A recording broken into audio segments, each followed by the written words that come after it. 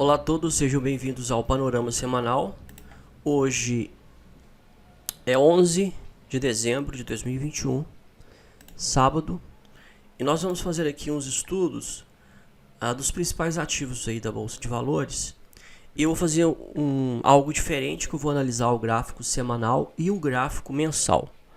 Tá, eu considero importante a gente olhar para o gráfico mensal também, porque acaba que a gente é mais levado pelas oscilações dos preços no dia a dia, né, e a gente não consegue ter uma visão macro, né, da Bolsa de Valores. Tá? Então qualquer oscilação que tenha aí no gráfico diário, a gente já considera, né, que os preços agora vão subir, vão cair, etc. Sendo que o principal gráfico, né, a chamada tendência primária, é formada no gráfico mensal. Né? Para quem já estudou a teoria de Dow, né, o Charles Dow, um dos criadores do Wall Street Journal, né, ele fala sobre a tendência primária, secundária e terciária. E ele descobriu, analisando os gráficos, que a tendência primária é a que prevalece. Dentro da tendência primária nós temos a secundária, tá? Então nós temos aqui, ó, por exemplo, que no gráfico mensal ele é a tendência primária. Aí nós temos essa perna de baixa. Dentro dessa perna de baixa nós temos aqui os preços oscilando, né, dentro do gráfico semanal. E dentro do semanal, lá no diário, nós temos oscilações dentro dessa perna aqui também. Então a tendência primária, secundária e terciária. A gente fica olhando, a maioria, né, das pessoas que operam na Bolsa de Valores acaba olhando só a tendência terciária, não olha a secundária e a primária, né, a secundária sendo o gráfico semanal e a primária sendo o gráfico mensal. Então, considero importante a gente olhar o gráfico mensal. Vamos olhar aqui começando pelo mini índice, mini dólar, do Ibovespa e dos principais aí papéis também do índice Ibovespa, e dar uma passada também no mercado americano, tá? O gráfico mensal do mini índice, ele está baixista. A priori ele está começando a formar um pivô de baixa, tá? Ele rompeu abaixo da média de 20, formou um fundo. Agora a gente espera que ele suba até a média de 20, onde haverá também um encontro com a média de 8 períodos, e ele pare de subir nessa região, formando um topo mais baixo que o topo anterior, e daí ele volte a cair. É isso que a gente espera. Tá, se ele subir e não parar de subir na média de 20, a gente vai desconsiderar este pivô de baixa, né? Não vai se configurar um pivô de baixa, e ele vai estar em movimento lateral. Tá? A gente vai marcar aqui este topo, este fundo, e esperar ele sair de dentro aí da meiuca, né, desse range, tá? As bandas de Bollinger abertas, alargadas, elas mostram volatilidade. A volatilidade ela diminui quando as bandas se estreitam, e é aí que surge o momentum, né? O momentum que é o timing para um trade, tá?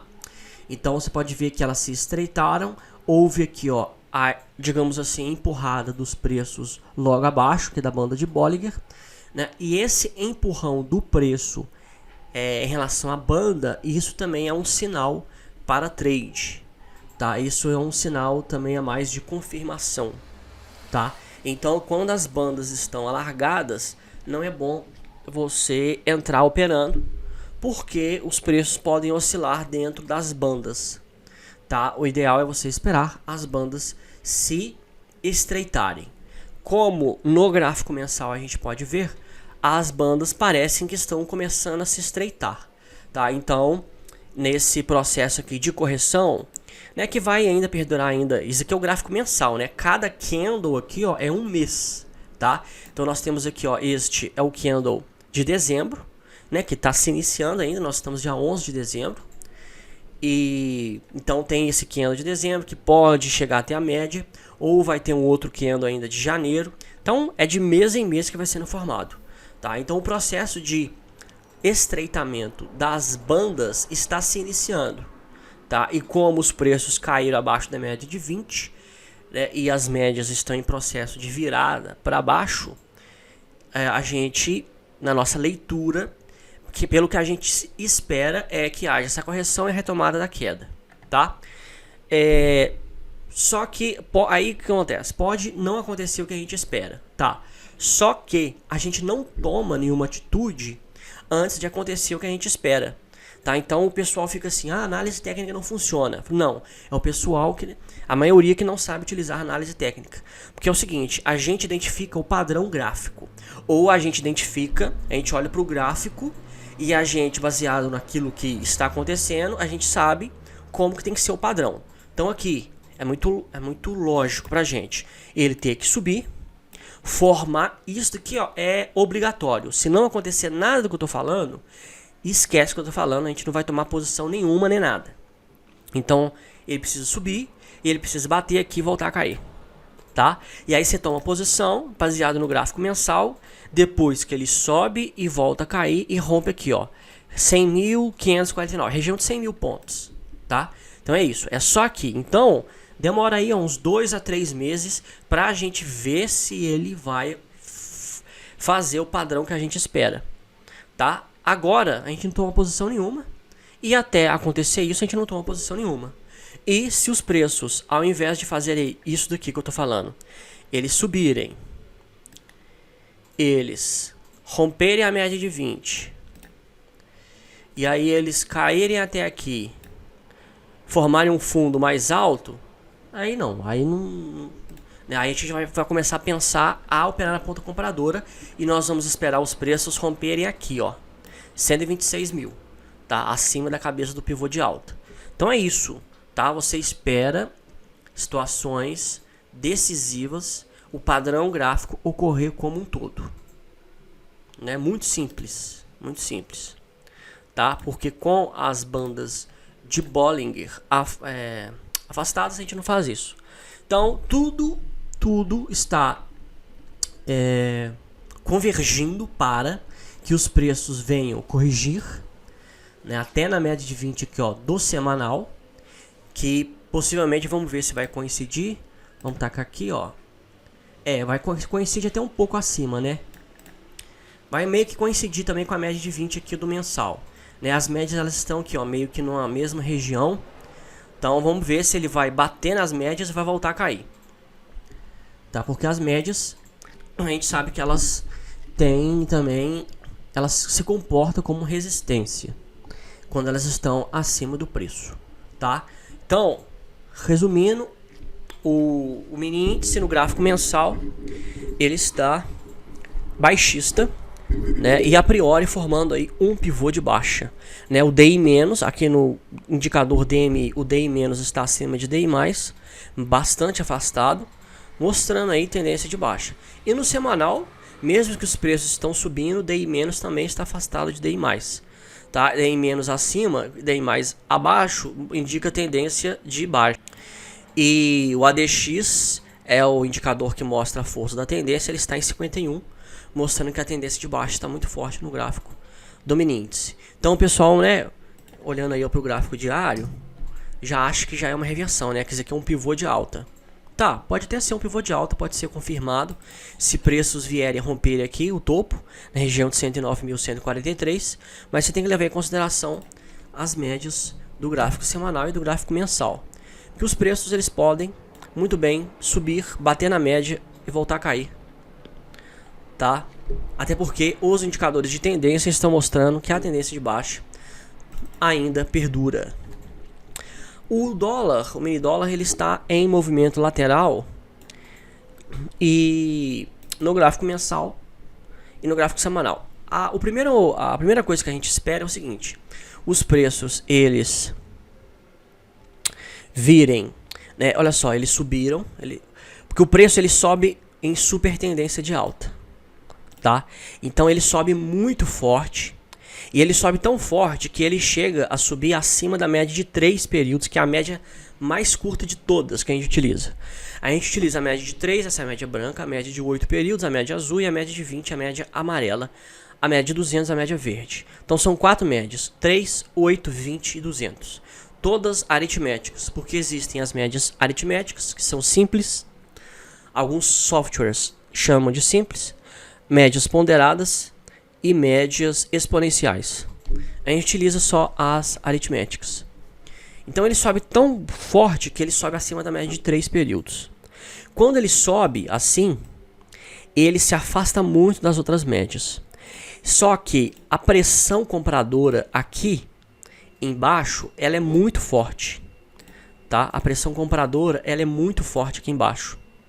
Então, os preços, ao invés deles caírem até a média de 20, por exemplo, para fazer correção, quando eles tentam cair, os compradores eles são em maior número. Tá? Os traders que estão negociando, comprando, eles são em maior quantidade. Então eles seguram o preço e eles vão segurando o preço. E aí o preço ele faz um movimento lateral. Tá? Ele sobe, bate lá em cima e faz um movimento lateral.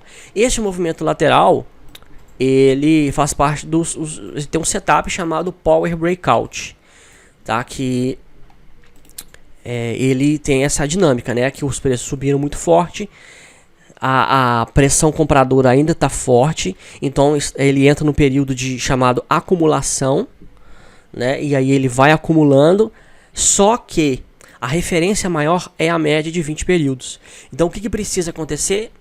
E aí nós entramos de novo no padrão gráfico, né? Os preços eles andam de lado, quando eles batem na média aqui, ó, eles têm que bater na média e subir. E aí quando eles sobem, ele tem que vir aqui e romper acima da máxima. Porque nesse movimento aqui, ó, lateral, eles oscilam. Só que eles oscilam dentro de um range, tá? Aí eles formam um topo, formam um fundo, e aí ficam oscilando. Você pode ver que, olha só, não foi acima do topo nem abaixo do fundo. Ficou oscilando. Só que o timing deste movimento, ele se dá quando os preços batem na média de 20 e aí eles sobem. E aí você toma a posição aqui, ó, quando eles rompem o topo mais alto dessa lateralização.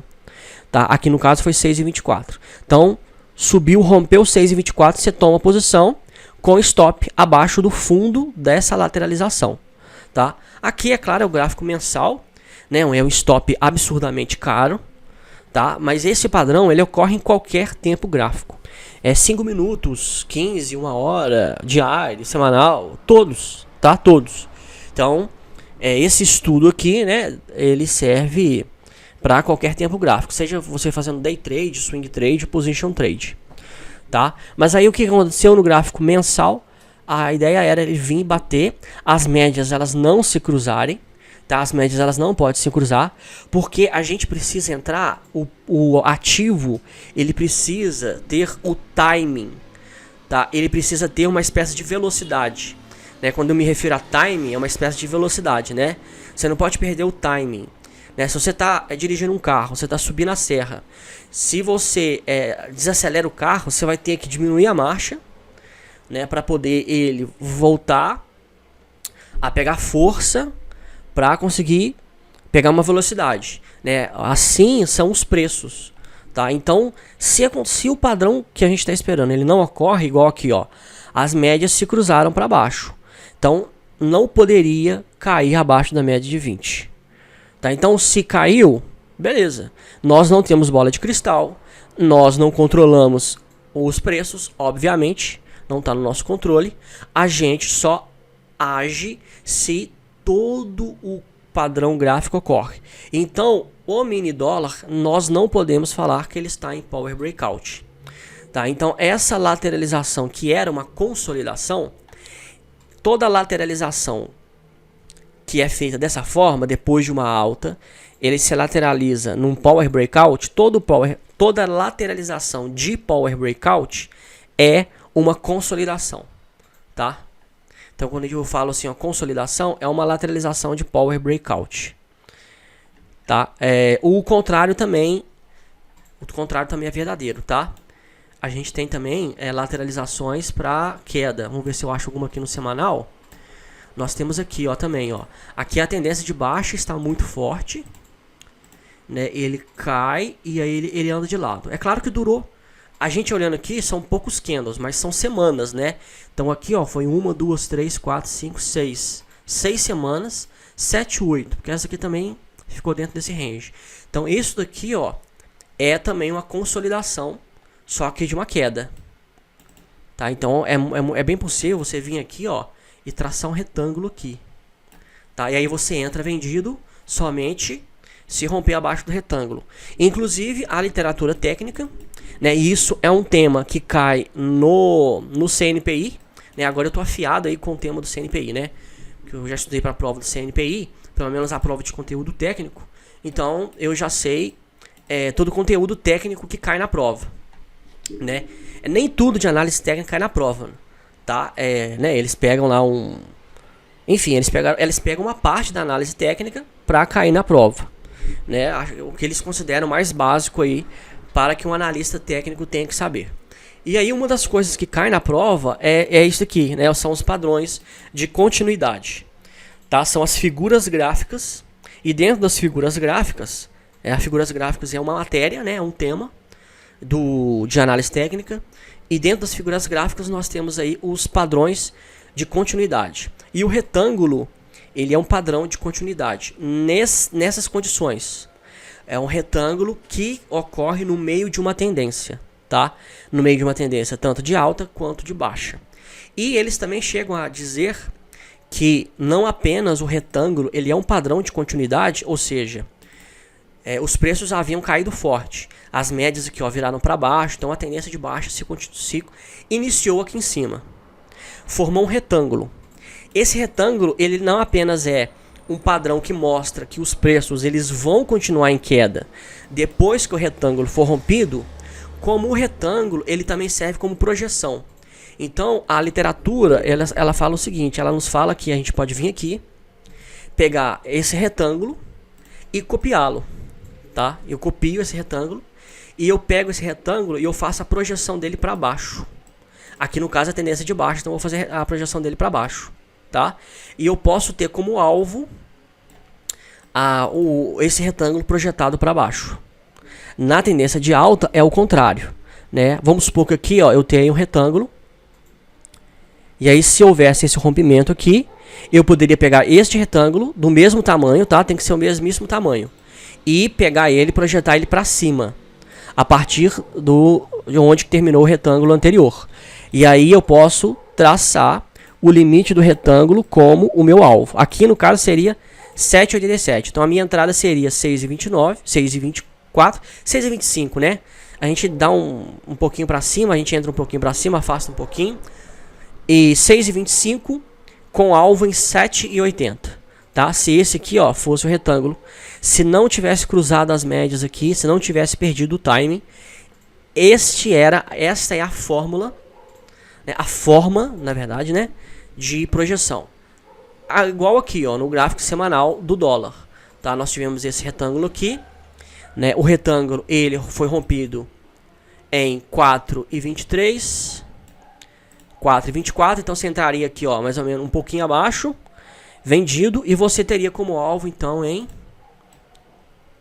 vamos ver, 3,96. Ganharia aí, ó, cerca de 4,28 centavos. O que é em termos de contratos, né? A gente está falando aqui de contratos futuros. É uma grana altíssima, né? Altíssima. É muito dinheiro. Até se você operar com 5 mini, 10 mini contratos, é muito dinheiro que a gente está falando aqui. Mas então é isso, tá? O retângulo ele é um padrão de continuidade. Então no mensal, voltando aqui, ó, ao que está acontecendo com o mini dólar.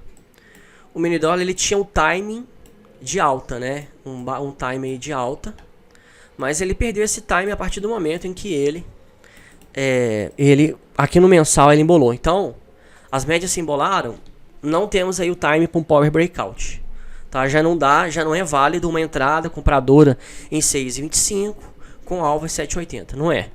Eles se cruzaram aqui, tem que romper, tem que formar um novo pivô de alta, tá? Porque o dólar está muito volátil, tá? Então assim, resumindo, qual que é a tendência do dólar? Nenhuma, né? Ele está sem tendência, ele está em movimento lateral. A priori, no primeiro momento, nós achávamos que ele estava em consolidação. Além de estar em lateralização, ele estava em consolidação.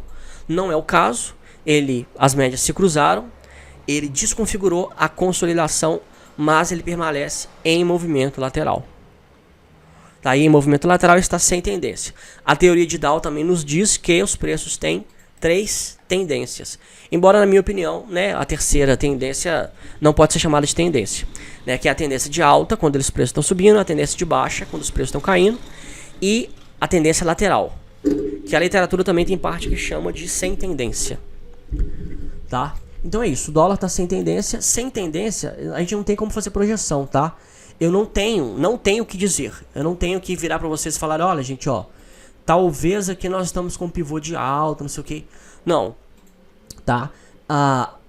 O analista técnico que é competente e íntegro, ele sabe que nem todas as vezes a análise técnica, ela nos dá informações, parâmetros para a gente tomar decisões, tá? E isso ocorre também com a análise fundamentalista. Acontece que, né, eu desconheço algum analista, ou devem ter poucos analistas que tem aí nessa sinceridade, tá? De virar e falar, gente, agora a informação que nós temos não nos dá nenhuma base para poder tomar nenhuma posição, tá? O Jesse Livermore, né, considerado aí o maior trader de todos os tempos, né, o cara literalmente com análise técnica, operando gráficos, ele ganhou uma fortuna, né, várias vezes, né, e o Jesse Livermore fala, né, tem uma frase que ele diz o seguinte, ele diz, olha, tem hora de operar, né, tem hora de você investir na bolsa e tem hora de você ir pescar. Quando ele chegava lá e o mercado tá confuso, ele não fazia nada, ele ia pescar, né, literalmente, ele não fazia nada. Tá? O seguinte, você não tem que provar nada, você não tem que ficar mantendo posição nenhuma o tempo todo, você não tem que fazer isso, tá? Então é isso que tem que ter em mente. Então vamos aqui para os principais papéis aí do Ibovespa, né, para saber. Vamos primeiro no Ibovespa, né? Vamos ver o Ibovespa à vista. A gente viu os contratos futuros, mas o Ibovespa à vista a gente não viu. Vamos tirar aqui também as linhas. Tá, o Ibovespa à vista, né, caiu aí bastante, tá voltando. No semanal, a priori, tá fazendo a correção no mensal. E no mensal não, na média de 20, perdão. E no gráfico mensal, ele não conseguiu romper acima da média de 20, tá? DI menos permanece acima de DI mais. Então, né, vamos ver o que vai acontecer. As bandas estão abertas, então a gente tem que esperar esse movimento de correção, esse movimento de alta. E a gente tem que esperar para ver se vai parar de subir na média de 20. Se parar de subir e voltar a cair com força, voltando a cair e rompendo aqui ó, a média de 200, aí nós temos a confirmação de um pivô de baixa enorme. Tá? Aí é queda violenta. Né? Vamos supor, vamos fazer só uma suposição.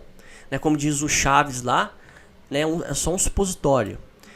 Olha só, se a gente fazer uma suposição de que esse fundo é a cabeça de um pivô de baixa. Hein? Vamos fazer só essa suposição. Vamos fazer a projeção aqui. Ó. Olha só, se realmente esse aqui for o fundo, um pivô de baixa, e os preços subirem aqui ó, até 113,05 e voltarem a cair, ou eles andarem de lado e voltar a cair, a projeção do mensal vai ser em 83.585 pontos, tá? Por isso que eu digo que vai ser uma baita de uma queda. Vamos ver se dá pra poder... Vamos pegar aqui, ó, abaixo da média de 200 aqui, ó, no semanal, e vamos ver 15%. Mas aqui não dá em pontos, né? É porque aqui dá em... Tá, vamos então aqui, ó, no 83 mil. Vamos, peraí, vamos aumentar aqui. E vamos pegar aqui, ó. Por volta de 80 e... Aqui, vamos pegar aqui na 1099. 83 mil. 16 mil pontos nos contratos futuros. Tá? 16 mil pontos. Uma cacetada extremamente violenta. Isso se o pivô de baixa for confirmado. Do gráfico mensal. Vale.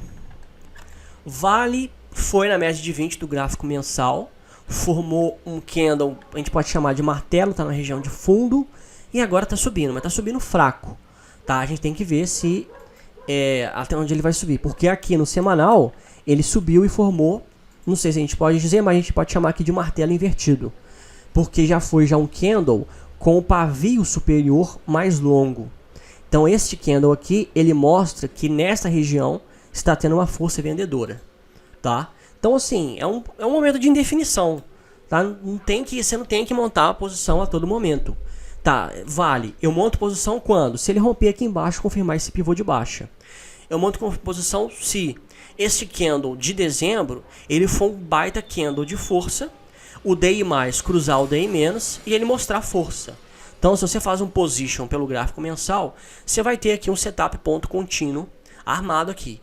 Só que as bandas estão alargadas, tá? Tem esse fator. Então, né, se você esperar também o ideal é você esperar um estreitamento de bandas, tá? Porque o mercado, meus amigos, o mercado ele está muito volátil. Muita volatilidade, tem muita incerteza. E essa incerteza ela vai piorar. Tá? Vamos falar só de Brasil. Só de Brasil. Nós temos aí um ano eleitoral.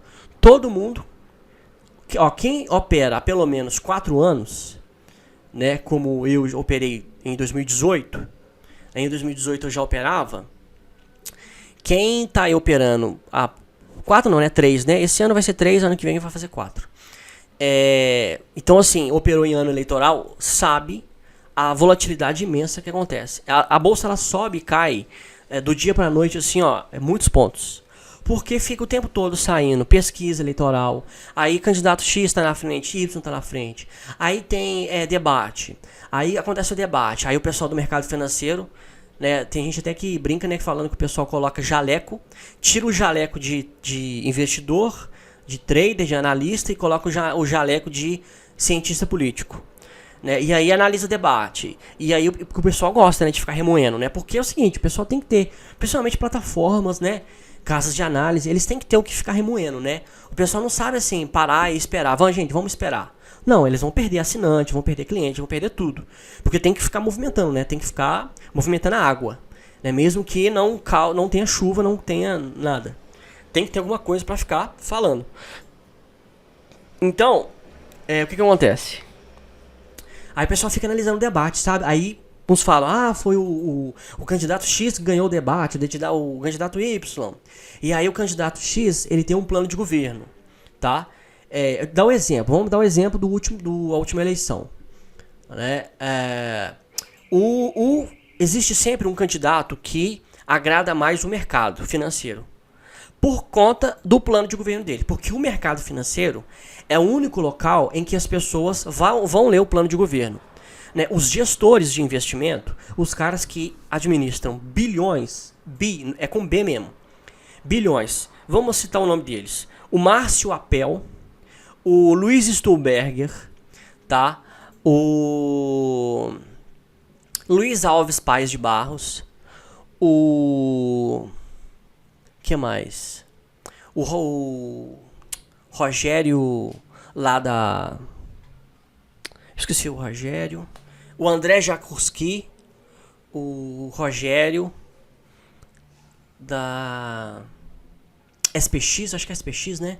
Enfim, os grandes gestores, os caras investem bilhões, eles são responsáveis por administrar bilhões. O que eles fazem? Eles pegam os planos de governo, eles pegam as propostas econômicas e eles leem, eles estudam. Então, na última eleição, o plano de governo, o plano econômico que mais agradou o mercado era o plano do candidato Jair Messias Bolsonaro. Né? O economista dele era o Paulo Guedes, que é o atual ministro da Fazenda, e o Paulo Guedes traçou um plano para simplesmente quase erradicar a dívida pública, privatizar, vender imóveis da União, levantar, segundo ele, 3 bilhões. Aliás, 3 bilhões não, que 3 bilhões o quê? Ele falou que ele ia levantar um tri. Ele foi na Globo News, ele foi no evento do BTG Pactual, né? Enfim, então assim, o plano deles economicamente era o melhor, tá? Eu não tô puxando sardinha pro lado deles, nem falando mal, nem falando bem. Eu tô falando o que aconteceu, tá? Então o plano deles era o melhor. Então quando o Bolsonaro tava na frente, a bolsa subia.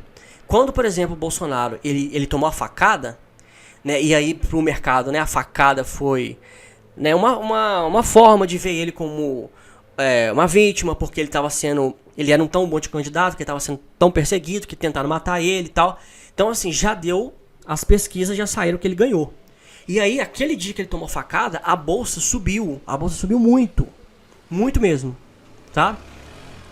E aí ele entrou, né, aí ele ganhou a eleição, né, o que o mercado queria foi o que aconteceu, ganhou a eleição, só que não cumpriu com aquilo que ele havia, pelo menos, escrito. Então não houve privatizações, não houve venda dos imóveis da União, não houve nada disso, nada. Então ele não diminuiu a dívida pública, pelo contrário, ele aumentou. Ele falou que ele ia diminuir a dívida pública, ele furou o teto da dívida, né? O Michel Temer estabeleceu um teto, ele criou uma lei para falar assim, olha, eu vou criar uma lei aqui para obrigar a todos os presidentes depois de mim não gastar mais do que isso daqui, né? Então, assim, eles têm que trabalhar com o orçamento aqui. Aí que o Bolsonaro pegou e falou, não, nós vamos diminuir a dívida. O que ele fez? Ele criou uma outra lei para acabar com a lei do Michel Temer, tá? Então, aí qual é a lição que ficou no mercado? Pelo menos a lição que ficou para mim, tá? Não basta promessas, não basta, enquanto no Brasil não tiver uma lei que obrigue o candidato a fazer o que ele prometeu no plano de governo, nós não vamos mudar a nossa realidade. Então é o seguinte, o candidato, seja quem for, tá? Ele faz o plano de governo, beleza, aí ele vai lá e promete uma série de coisas, né, que na verdade ele nem tem que prometer, tem que ser uma análise da realidade. O candidato ele tem que chegar lá e tem que saber o que gasta e o que não gasta, né, qual dinheiro que o governo tem e não tem. Ficar prometendo dar dinheiro para todo mundo é muito fácil. Depois que ele ganha, ele não vai ter, e aí não vai cumprir o que ele prometeu. Então, assim, primeiro, o plano de governo tem que ser a realidade. E segundo, tem que ter uma lei que obrigue ele a registrar em cartório, né, no cartório eleitoral, o plano de governo dele. E se ele não cumprir, ele sofre impeachment automaticamente. Ele sai, ele perde o cargo dele de presidente. Se tivesse isso, beleza, o Brasil seria outra coisa, né? Por exemplo, o Bolsonaro ele teria sido obrigado a fazer as privatizações, levantar um tri. Ele teria sido obrigado. E se ele tivesse feito isso, meus amigos, a Bolsa de Valores, ela estaria bombando, tá? Bombando. Mas, enfim, né? Então, aí, por que eu tô dizendo tudo isso? Para mostrar para vocês sobre como que o mercado ele fica volátil, tá? Por conta dessas coisas. Então existe um candidato que o mercado... E aí a gente tem que esperar esse ano entrar todos os candidatos, todos os partidos lançarem seus candidatos, né? E aí eles têm que publicar o plano de governo deles. E aí começam os debates, os comícios, aquela coisa toda. E começam as pesquisas. A maioria das pesquisas, é claro, são compradas, são enviesadas, principalmente agora, né? Já tá tendo pesquisa aí colocando que o Lula já ganhou. Mentira, né? Quando em 2017, quando saiu pesquisas, o Bolsonaro ele tava lá na 5%. 5% lá de pessoas. E aí quando entrou em 2018 que ele começou a campanha, né, e aí foi. Então assim, em poucos meses ele deslanchou, tá? Antes ele tava com 5%. Então, você basear também agora, você fazer investimento agora, baseado em pesquisas que estão saindo agora tão cedo, um ano antes da eleição, é loucura, é loucura. Eu fico vendo essas casas de análise aí, os bancos e tal, né, fazendo, o JP Morgan já tem a projeção de 123 mil pontos para a Bolsa, para o Ibovespa no final do ano que vem. Eu falei, uai, mas se o JP Morgan tem uma bola de cristal tão eficiente, eles deveriam, todas as posições deles, sim, eles vão ficar multibilionários, eles vão ser o banco que mais vai ganhar dinheiro na face da Terra, porque eles vão acertar todas as posições deles, tá? Então assim, mas aí por que é isso? Isso, gente, é conversa para boi dormir. Isso é para influenciar pessoas físicas. Porque as pessoas físicas são as únicas que não leem os relatórios, que não lê plano de governo, né? Porque não procura saber as coisas, que fica aí levantando bandeira para presidente XYZ. É só pessoas físicas. Porque pessoa jurídica, esses gestores que eu falei, Luiz Stuhlberger, o Márcio Apel, Os caras administram mais de 50 bilhões de dólares. Os caras, eles não querem nem saber, eles não querem saber de opinião, eles não querem também ter opinião nenhuma. Se você pegar lá pega o livro lá. Quem tá me escutando, você que tá me escutando até agora, pega o livro chamado Bilhões e Lágrimas. Bilhões e Lágrimas. É da Consuelo, não sei o que lá. É uma jornalista, ela foi uma reportagem que ela fez sobre o Luiz Stuhlberger. E aí ela começou a fazer uma reportagem. E aí ela pegou essas reportagens. Ela era repórter da revista Piauí, do João Moreira Salles. E ela pegou essas reportagens e ela reuniu num livro. Então pega lá. Lá ela fala sobre o Luiz Stuhlberger, sobre o Daniel Dantas. E aí ela fala um pouco sobre a vida deles, né? Sobre o que eles fazem. Então, por exemplo, o Luiz Stuhlberger e o Daniel Dantas, eles passam o final de semana todo deles lendo. Eles não passeiam, eles não viajam. É claro, eles tiram férias, passeiam um pouco ali e tal. Mas enquanto eles não estão de férias, eles não param de trabalhar nem nos finais de semana. Quem para somos eu e você, e eles não. Por quê? Porque os caras têm uma responsabilidade imensa nas costas. E ser gestor de investimentos não é para qualquer um, tá? Então, assim, eles passam o final de semana estudando, meus amigos. Estudando. Os caras não param. Pega lá, digita aí no Google aí, ó. André Jakurski, Trader Global. Vai aparecer uma reportagem da Exame. Ela é até aberta, a quem não é assinante, ela é aberta, essa reportagem. Sobre o André. Aí fala sobre o dia a dia do André. O André, ele acorda às 3 horas da manhã para operar mercado japonês, mercado asiático.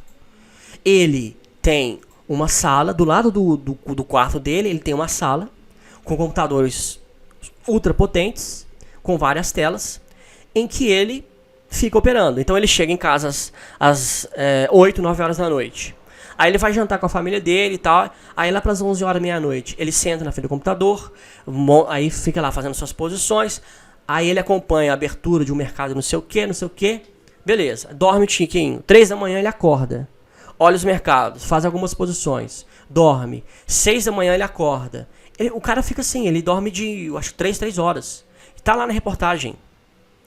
Então, assim, a dedicação desses caras é absurda, tá? E as pessoas físicas, sabe? Você que me ouve, a gente fica achando que a gente vai, né? A gente vai pegar uma grande sacada aí, ó, da Bolsa de Valores, né? A pessoa fica achando que no day trade eu vou ser milionário. Eu vou ser milionário até com swing trade, não sei o quê. Os caras que administram bilhões, meu amigo, que ganham muito dinheiro, eles vivem 24 horas pra isso. Tá? O Bill Gates virou o cara mais rico do mundo porque nos primeiros 10 anos da Microsoft, ele não tirou férias nem nos finais de semana. Ele trabalhava 24 horas por dia, inclusive finais de semana. E aí você fala, nossa, isso é um absurdo, o cara obcecado e tal. Sim, mas para ter o sucesso que ele teve, que ele tem que ser assim. Você tem que massacrar todo mundo. Entendeu? A Bolsa de Valores, para você empreender, para você investir, você tem que ser agressivo. Entendeu? Igual o Elon Musk lá, o cara gerencia 4 empresas, ele é CEO de 4 empresas. Sabe? A biografia dele lá também fala um pouco sobre o dia a dia dele. Então, assim, não é fácil empreender, não é fácil o sistema capitalista. A concorrência é grande e a concorrência, ela te massacra. Então, você tem que fazer mais do que todos os outros, tá? Então, o brasileiro, a cultura brasileira, a gente é muito mole, né? Os americanos, eles são obcecados, né? São obcecados. Os caras mais ricos do mundo são americanos. Por quê? Porque eles são obcecados. Você não pode não ser assim. Eu não tô falando que todo mundo tem que ser assim. Mas se você quer ser o homem mais rico do mundo, você tem que ser assim. E pronto, acabou. Tá? Então, por isso que os caras, né, têm a produção de riqueza que eles têm, né? O Japão nem se fala. Então é isso. Eu até me perco, né? Enfim, vamos olhar aqui os gráficos. Vale. Segurou aqui na média de 20 do gráfico mensal. Tá formando um candle. Tem que esperar para ver se esse candle é um candle de força. O que me chama a atenção é que o DI- ainda está acima de DI+, mostrando tendência de baixa. Então, esse candle aqui pode ser uma correção dessa perna de baixa para voltar a cair. A gente só vai saber depois que ele realmente cair ou se ele realmente subir. Tá? Nós estamos no momento em que não dá para saber nada do que vai acontecer. Nada. Petrobras segue em alta, mas o ADX, que é o indicador de tendência, ele ainda está baixo, tá? Então tem que tomar muito cuidado, até porque, vamos aqui no petróleo, ele no gráfico semanal ele está em queda, e no mensal ele deu uma segurada, mas ele tem espaço em até a média de 50, tá? Então teve aí uma queda abrupta, então tem que ficar de olho aí também no petróleo em relação à Petrobras, tá? Como os preços eles não sobem em linha reta, então é óbvio, é claro, nós podemos ter a certeza absoluta que os preços eles vão cair. A grande questão é se eles vão cair mais do que as médias. Os indicadores estão indicando que não. Os indicadores estão indicando que eles vão cair até as médias, pelo menos aqui no semanal, e voltar a subir, tá? No mensal ele está em super tendência de alta, tá? Então o que você tem que ficar de olho? Você tem que ficar de olho para ver se ele vai cair até a média de 8. E aí quando ele voltar a subir, igual aqui, ó. Aqui, ó, ele fez uma correção na média de 8 e voltou a subir, tá? Aí você toma uma posição aqui em cima com o stop lá embaixo. Aí, ó. Quem fez isso se deu bem e tá aí, ó, em Petrobras, tá? Mas ele estava aqui, ó, em um movimento lateral e agora está empurrando as bandas de Bollinger. Então a gente tem que esperar o seguinte: os preços eles começam a empurrar bandas de Bollinger. Ele tem que fazer um pivô de alta, tá? Não basta ele empurrar aqui e subir, tá? Ele pode empurrar, subir e cair posteriormente, tá? O que a gente espera é ele fazer topos e fundos ascendentes. É isso que a gente tem que esperar. É claro que em prazos grandes, como no semanal e no mensal, isso demora. Então você pode ir para o gráfico diário e esperar padrões, né? Setups pelo gráfico diário, tá? Mas Petrobras está altista, né? Está subindo e está com força aí altista. Itaúsa está em queda, tanto no gráfico mensal quanto no gráfico semanal, né? Essa marcação aqui, ó, é de um position, é um setup na ponta vendedora que foi acionado e está em andamento, né? Então os papéis aí da holding do Itaú estão em queda, não conseguiram voltar e romper a média de 20, então tudo indica que vai continuar em queda. É claro que a gente não sabe o futuro, mas quando você entra no trade, né, você toma uma posição, você tem modos de você gerenciar o seu risco, gerenciar a condução do seu trade. Tá? O mais sensato, principalmente quando você está na ponta vendedora, é você adquirir opções de call, opções de compra.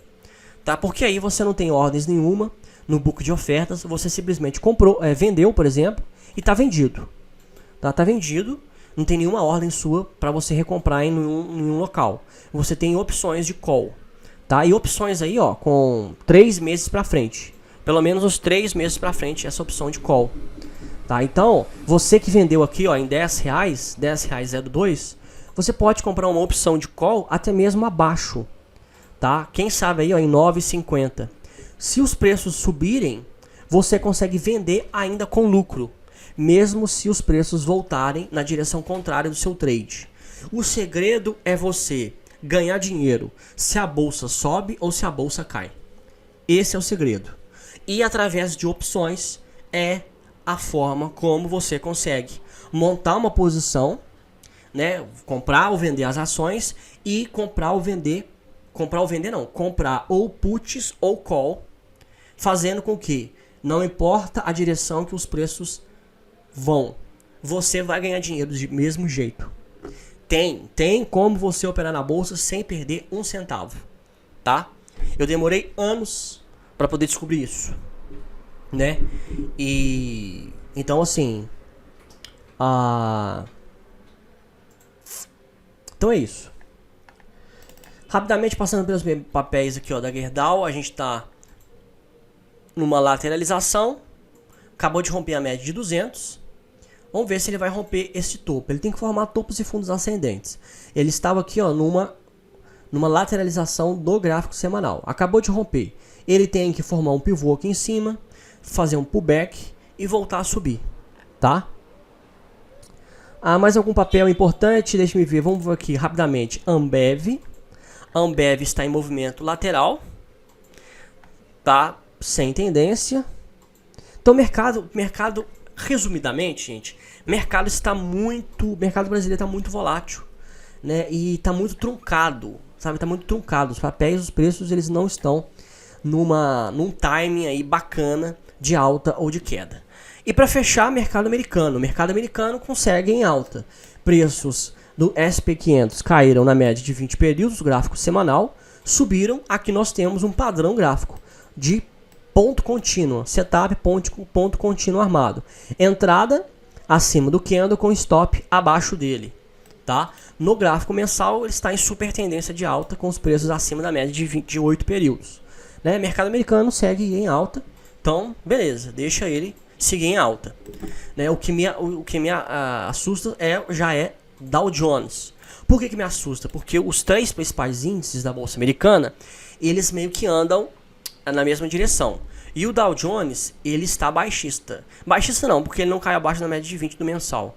Mas ele está com uma força vendedora muito grande. Tá? Então olha só, o SP500 está subindo acima da média de 8. O Dow Jones está segurando na média de 20. Então tem que ficar atento para esse aqui, ó. Porque se Dow Jones cair, pode puxar SP500. Tá? Porque acaba que tem eles têm uma correlação com o outro. O Nasdaq fez a mesma coisa que SP500, corrigiu, armou um setup ponto contínuo e tem alvo de Fibonacci em 238,55, tá? A Facebook segurou na média de 20 do gráfico mensal. Tem que ver se ele vai segurar e se ele vai retomar um movimento de queda. Se ele perder a média de 20, aí é tragédia. Apple está em super tendência de alta, bacana. Amazon está em movimento lateral, tem que esperar atingir a média de 20 do gráfico mensal. Netflix, movimento de correção. Vamos ver se vai parar na média de 8 ou parar na média de 20 períodos. Google em super tendência de alta, dando uma lateralizada. Esperar atingir a média de 8, voltar a subir, ou a média de 20. Microsoft está em super tendência aí, ó, de alta, subindo bastante. Beleza, maravilha. E Tesla caiu forte, tá a priori fazendo uma correção na média de 8, tá? Vamos ver. Então é isso. Vamos aqui, ó, por último, não, a gente não pode deixar de olhar Bitcoin. Né, Bitcoin não segurou na média de 20 do gráfico semanal, caiu abaixo, mas no mensal ele tem aqui, ó, a média de 20 aqui do mensal ainda. Então temos que esperar. Tá? O pessoal já está falando em reversão, mas no mensal, olha só, DI mais está acima de DI menos.